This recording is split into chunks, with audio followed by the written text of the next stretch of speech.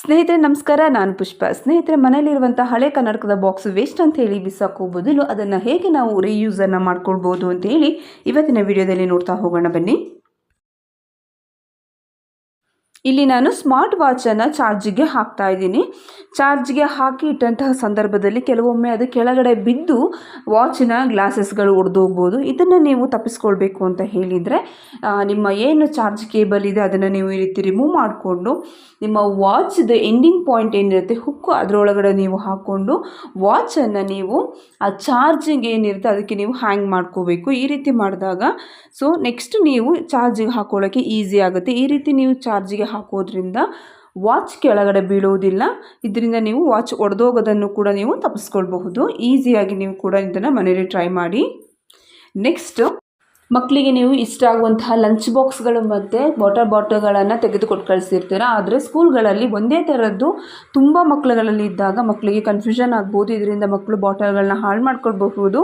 ಇಲ್ಲ ಅಂತ ಹೇಳಿದರೆ ಎಕ್ಸ್ಚೇಂಜ್ ಆಗ್ಬೋದು. ಅದನ್ನು ನೀವು ತಪ್ಪಿಸ್ಕೊಳ್ಬೇಕು ಅಂತ ಹೇಳಿದರೆ ಮನೆಯಲ್ಲಿರುವಂಥ ಒಂದು ನೈಲ್ ಪಾಲಿಶನ್ನು ತೆಗೆದುಕೊಂಡು ಅದರಲ್ಲಿ ನೀವು ಮಕ್ಕಳ ಒಂದು ಫಸ್ಟ್ ಲೆಟರ್ ಏನು ಇನಿಷಿಯಲ್ ಇರುತ್ತೆ ಅದನ್ನು ನೀವು ಬರೆದು ಮಕ್ಕಳಿಗೆ ಹೇಳಬೇಕು. ಈ ರೀತಿಯಾಗಿ ನಾನು ಬರೆದಿದ್ದೀನಿ ಅಂತ ಹೇಳಿದಾಗ ಮಕ್ಕಳು ಕೂಡ ಎಕ್ಸ್ಚೇಂಜ್ ಮಾಡ್ಕೊಂಡು ಬರೋಲ್ಲ. ಅದ್ರ ಜೊತೆಗೆ ಮಕ್ಕಳಿಗೆ ಈಸಿಯಾಗಿ ಅವರವರ ವಸ್ತುಗಳನ್ನು ಕಂಡುಹಿಡ್ಕೊಳ್ಳೋಕ್ಕೆ ಈಸಿಯಾಗಿರುತ್ತೆ.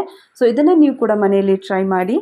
ಸೊ ವಿಡಿಯೋ ಇಷ್ಟ ಆಯ್ತಾ ಇದೆ ಅಂತ ಹೇಳಿದರೆ ಒಂದು ಲೈಕ್ ಕೊಟ್ಟು ಚಾನಲನ್ನು ಸಬ್ಸ್ಕ್ರೈಬ್ ಮಾಡ್ಕೊಳ್ಳಿ. ನೋಡಿ, ನಾನಿಲ್ಲಿ ಪಾಯಿಂಟ್ ಮಾಡಿ ತೋರಿಸ್ತಾ ಇದ್ದೀನಿ. ನೀವು ಕೂಡ ಇದನ್ನು ಮನೆಯಲ್ಲಿ ಟ್ರೈ ಮಾಡಿ.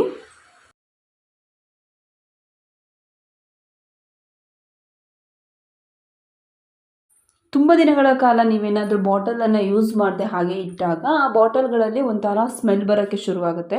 ಈ ಸ್ಮೆಲ್ಲನ್ನು ನೀವು ತಡೆಗಟ್ಟಬೇಕು ಅಂತ ಹೇಳಿದರೆ ನೀವು ಅದರೊಳಗೆ ಒಂದು 2 ಏಲಕ್ಕಿ ಅಥವಾ 1 ಏಲಕ್ಕಿಯನ್ನು ಹಾಕಿ ಆ ಬಾಟಲನ್ನು ಕ್ಲೋಸ್ ಮಾಡಿ ಇಟ್ಟಾಗ ಅದರೊಳಗೆ ಬರುವಂತಹ ಬ್ಯಾಡ್ ಸ್ಮೆಲ್ಲನ್ನು ಇದು ಕಂಟ್ರೋಲ್ ಮಾಡುತ್ತೆ. ಸೊ ಅದ್ರ ಜೊತೆಗೆ ನೀವು ಬಾಕ್ಸ್ಗಳಲ್ಲೂ ಕೂಡ ಇದನ್ನು ಟ್ರೈ ಮಾಡ್ಬೋದು. ಈ ಪ್ಲಾಸ್ಟಿಕ್ ಕಂಟೈನರ್ಗಳಿರಬಹುದು ಅಥವಾ ಲಂಚ್ ಬಾಕ್ಸ್ಗಳಿರ್ಬೋದು, ಇದರೊಳಗೂ ಸಹ ನೀವು ಒಂದೊಂದು ಏಲಕ್ಕಿಯನ್ನು ಹಾಕಿಟ್ಟಾಗ ಅದರಲ್ಲಿ ಬರುವಂತಹ ಬ್ಯಾಡ್ ಸ್ಮೆಲ್ಗಳನ್ನು ಕೂಡ ಇದರಿಂದ ಹೋಗಲಾಡಿಸಬಹುದು.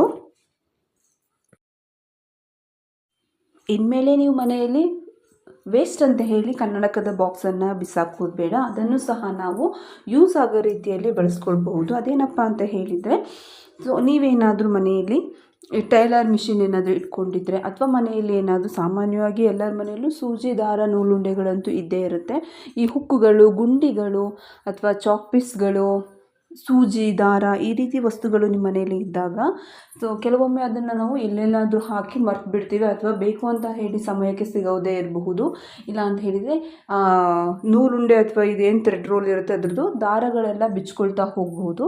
ಸೊ ಇದನ್ನು ನೀವೇನಾದರೂ ಕಂಟ್ರೋಲ್ ಮಾಡ್ಕೋಬೇಕು ಅಂತ ಹೇಳಿದರೆ ಸೊ ಈ ರೀತಿ ನೀವು ಬಾಕ್ಸಲ್ಲಿ ಹಾಕಿ ಇಟ್ಟಾಗ ಇದರಿಂದ ನೀವು ಆ ದಾರಗಳು ಸಹ ಹಾಳಾಗಲ್ಲ.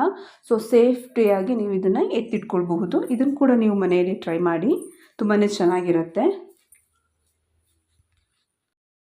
ನೀವು ಈ ರೀತಿ ಹಾಕಿಟ್ಕೊಂಡಾಗ ಸೊ ತಕ್ಷಣಕ್ಕೆ ಬೇಕು ಅಂತ ಹೇಳಿದರೆ ನೀವು ಈಸಿಯಾಗಿ ಎತ್ತಿಟ್ಕೊಳ್ಬೋದು. ಅಥವಾ ಏನಾದರೂ ಕೆಳಗೆ ಬಿದ್ದರೂ ಸಹ ಯಾವ ವಸ್ತುಗಳು ಕೂಡ ಹಾಳಾಗಲ್ಲ, ಸೇಫಾಗಿ ನೀಟಾಗಿ ಇರುತ್ತೆ. ಇದನ್ನು ಕೂಡ ನೀವು ಮನೆಯಲ್ಲಿ ಟ್ರೈ ಮಾಡಿ.